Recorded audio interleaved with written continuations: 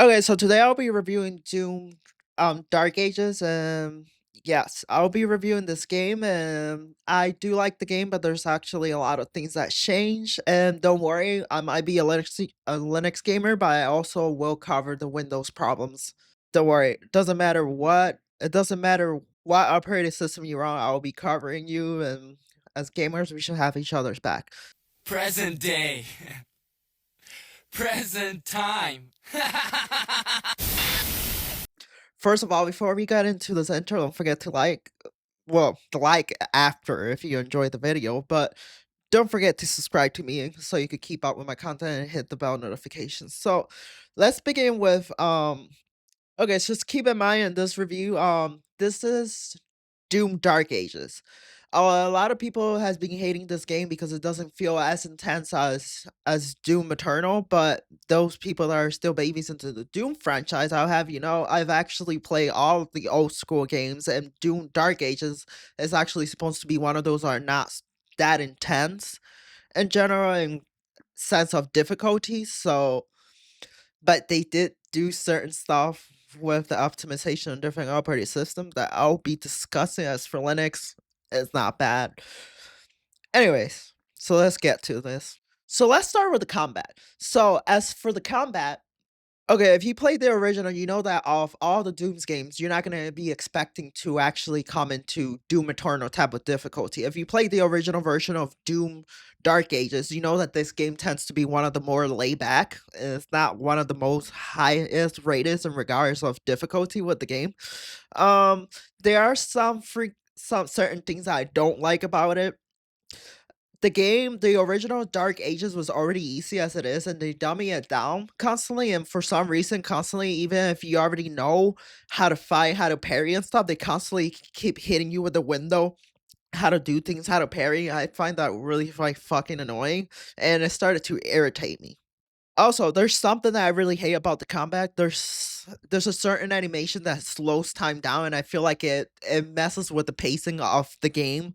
It makes it really annoying. It makes the game feel like longer and overextend, where in reality it's only 13 hours of gameplay if you think about it. But it's not to say that a game that's short is actually bad. Look at Obscure Expedition 33. That was a short good game, but it was still good. Also, I didn't another thing I didn't like about the combat, how it relies too much on melee and getting close to the point that you can actually even do this to bosses and kill bosses really easily. The game was already easy to begin with, and they dummy it down even more that they didn't really have to. I feel like keeping the same difficulty or boosted it up a little bit, and when you up the difficulty, it's not really that different. You're basically just dealing with enemies with more health, which I think is really stupid when games do that. So upping up the difficulty is pretty much kind of pointless. The mount mechanics, that didn't really bother me too much. I thought it was pretty fucking badass. It was metal as shit. Like, why wouldn't I want to? But the identity of this game, if you're an old school Doom player, is not going to be like the same type of. It's not going to be feel the same thing as Dark Ages 2. It used to feel more of like a school shooter simulator, or I probably shouldn't have said that. it, it used to feel like a shooter's game. It feels more like an RPG. Like, let's say a Metal Hat meets Dungeons and Dragons with a gun, a shotgun. You know, really American school shooter style. The graphics are actually pretty good. I can't really tell if they're better than Doom Eternal. I feel like Doom Eternal actually look way better in this and graphic wise, but I don't think that graphics actually define how good a game is. So this right here that we're talking about is engine performance, things like that, tech related stuff. So the graphics, I'll say they look worse than Doom Eternal. At first, I couldn't tell, but then I saw them side by side. Eternal definitely looks better, but again, graphics is not everything. The OSS worked perfectly. I was playing with DLSS at quality mode, and I was getting 240 FPS. But again, I have an RTX 5090. I didn't like that they forced ray tracing in it. I think that's really fucking stupid. I don't like ray tracing. I've never liked how ray tracing looks because it over sharpen things. It makes it look like I don't. Unpopular opinion, but I don't like ray tracing. And I hate that games try to force it onto you. Okay, frame generation is freaking ass on Linux. Frame I haven't have problems running frame generation in other games, but on Linux, when you put frame rate generations, it puts like this purple color filter in it. I found a workaround to put color mode, but it works sometimes, sometimes it doesn't, sometimes it does. For some reason, colorblind mode fixes it sometimes, but then it doesn't work. But yeah, frame generation is not fixed. Just fucking fix it. On the Linux side, performance-wise, it performs really well. Like, I have no problems. I got really high FPS other than frame generation really not that working. The game tends to run on Vulkan, and I think that's part of the reason why it's running so well. I do have to say that something that's really annoying is that if you're on Linux and you're using a translation layer, and let's say you're using different type of protons or wine prefixes and you try to change them, if you change them too many times, they basically ban you and tell you "fuck you," even though that they say that this game was gonna be um, you know, Linux verify or Steam Deck verify or whatever. I still think that's fucking annoying that you get banned for 24 hours and you try different translation layers because the game sees it as you switching a game. Last time I remember I look at this game, there's no fucking multiplayer game. There's no multiplayer mode in it, so what the fuck does it matter what I do on my game? I modified the game, even if I was modifying the game, which I haven't done yet, why does it matter? It basically counts it like you're playing on a different PC, and because of the license, it's like, well, if you said you're gonna make this compatible on Linux, why is that an issue? Just get your shit together, man. So I talked to a Windows gamer, and they were saying that the Denuvo was actually killing the performance on Windows. It was having horrible performance issues, even though frame generation was working straight out of the box, but they're having really bad optimization issues on top of the bloat that Windows has. Windows really doesn't like the Denuvo DRM. So yeah, DRM is pretty horrible. DRM is also the same thing that's causing the issue on Linux that you get banned for 24 hours and you change your translation layers, which is fucking bullshit. But yeah, the game is not doing so well on Windows. But yeah, I was getting like 240 FPS, which is DOS alone. Pretty good, but we'll talk a little bit about that later. As for the music is okay, but it's not great. Let's around the music, let's talk more about the music because this is something that really triggers me. Mick Gordon is not making the music. The guy who made the music for Doom Eternal is no longer. So when you play the game, you don't feel that intensity, like that adrenaline kicking in when you're playing the game, that excitement that you got from Doom Eternal, which I think that's really a mess with them, and it's a really red flag for me because yes, it's a Doom game, but you don't get that feeling that you get off playing a Doom game. That excitement, the music that just builds the whole personality. It just feels like a game that's really when the music is not there, it just feels really dull and like a game without a soul. And I think the Doom music was one of a really big part of identity, which makes Doom lose an identity more. Like it just feels soulless. So as for the narrative, Doom is not a game that's usually known for having a narrative. It's usually a game that's about fucking shit up and just having a cool ass gameplay. Um, Yeah, so about the narrative, they try to inject more of a story into it. I don't really know if that belongs there. I appreciate it because trust me, I'm a type of person that actually I do like a good narrative, but I don't think that a narrative doesn't belong in a Doom game. A Doom game is more about gameplay. And even as a person coming from a person who actually likes a really strong story, it doesn't feel like it fits there. Even though I appreciate the effort, but it kind of kills the pacing of the game, I guess, in a way I could say. As for lore, uh, I don't want to get into that too much because it'll be a really long video, but there's some slight lore in there that got messed up, but let's move on.